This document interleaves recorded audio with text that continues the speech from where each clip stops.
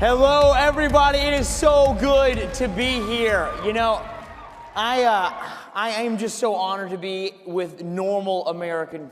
I mean, it's just, you know, Washington, D.C., these globalists who want to indoctrinate our children, they want to remove our moral foundation from the next generation. They want to make a generation that's completely reliant on the government. When I'm around them in Washington, D.C., I literally feel like we're at battle at all times. And it's not just against flesh and blood up there. You can feel the tension in that city. So when I get to come down to Orlando and see real Americans who care about this country, it does my heart so good. So thank you for that. But I wanted to really get to talk about what's going on in our nation. And you know, I think what's happening is they're trying to destroy our nuclear family. They're trying to destroy what's made America great for so long, and that's our moral foundation, the fact that we were founded on Judeo-Christian values, and that we live in a nation that we can all be proud of. And when, you know, I'm excited to be a dad. I just got married. Everything's going great in my life. Yes, thank you. And because of that, you know, I'm starting to think about having children. You know, my wife and I are having that conversation. You know, is it going to be 2 years, 3 years? When is it going to be? And something about that just makes me feel completed as a man and as a soon-to-be father one day. You know, I feel like there's something primal within us that makes us want to raise children and rear them as we're called to do in the Bible. You know, to be fruitful and multiply. But you know, when I think about raising my children, obviously I want to provide for them. I want to give them shelter. I want to give them protection. I want to give them sustenance. But when I start to think about this child, you know, I obviously want it to be very successful. And so I want my child to learn to be independent. And so because of that, you know, I'm going to let my child push the boundaries every now and then. You know, maybe he's reaching for a limb. I know it's just a little too far, and he might experience what it's like to fall out of a tree, or he's going to take a tumble on a playground that hurts him just a little bit. You know, I know in that fact that he will learn what failure is. But, you know, when my child starts to experience this extreme difficulty and realizes that he's in pain, what's it going to do? What's my little Throckmorton going to do? He's going to cry out. And as a father, I'm going to want to come to his aid and fix all those problems for him and put him back in a safe, sheltered area. That's the role of a father. It's the role of a mother. But my friends, that is not the role of our government. Our government right now is trying to buy votes in their desperate scramble to have nothing but complete power. They are trying to do this by, you know, they're promising Medicare for all, they're promising free things just left and right, and they're promising to forgive student loans.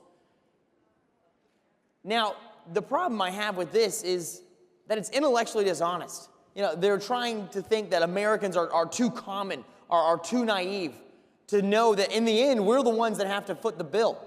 In the end, it is the next generation, my generation, that will have to foot the bill for this debt and pay these taxes because people wanted to give away free tuition, because people wanted to try and buy votes. But you know, I believe that in this country, we should push back on that. We as Americans must realize that our number one guiding principle is personal responsibility.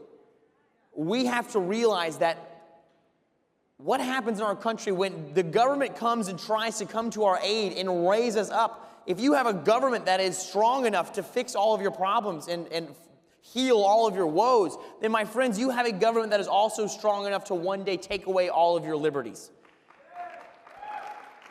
And as conservatives, it is our mandate to limit that power of government, to make sure that our liberties stay intact. Because, my friends, let me tell you, when I look at what's going on in this country, when I see that they are trying to silence us, they are trying to take away our right to be able to defend ourselves, they're trying to make us become dependent on the government, they're trying to have indoctrination camps of schools, and the way they're trying to make us dependent on the government is through trying to say they want to get rid of all our student loans. But at the end of the day, what's going to happen is people who didn't even go to college, young men and women who became welders or linemen on power lines or HVAC repairmen, or people who've already paid off their student loans, now have to go and take care of the fiscal irresponsibility of another person.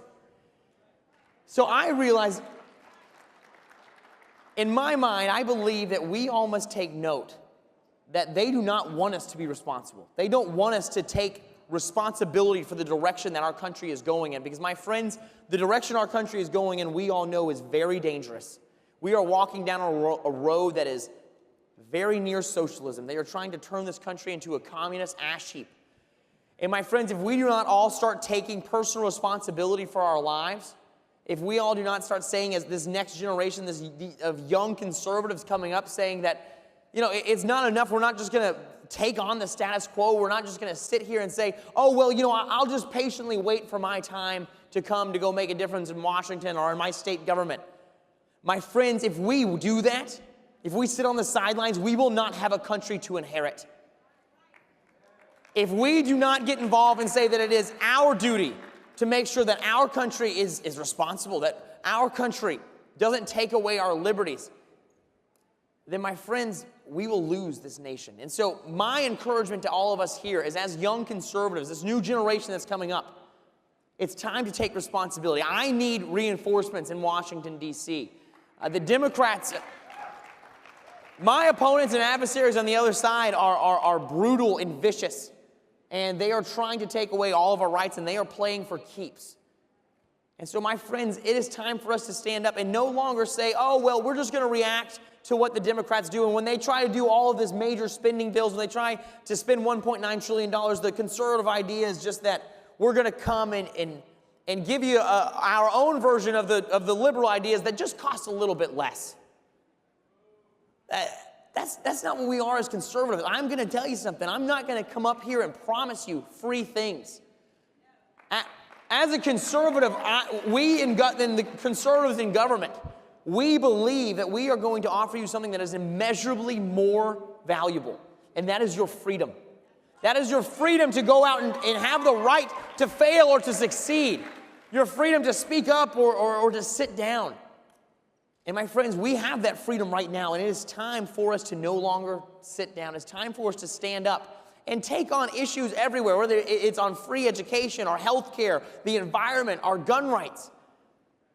This new generation of young conservatives, we do not just want a seat at the table to talk about this and react to what the Democrats do. We want to run the whole damn table. Because, my friend, what we are offering the American people is liberty and choice. We are going to say you can go out and do whatever you want. And maybe we're not going to encourage you to go get a 4-year degree in Egyptology. But rather, we're going to encourage you to get an education in a trade, something that makes our economy even more powerful.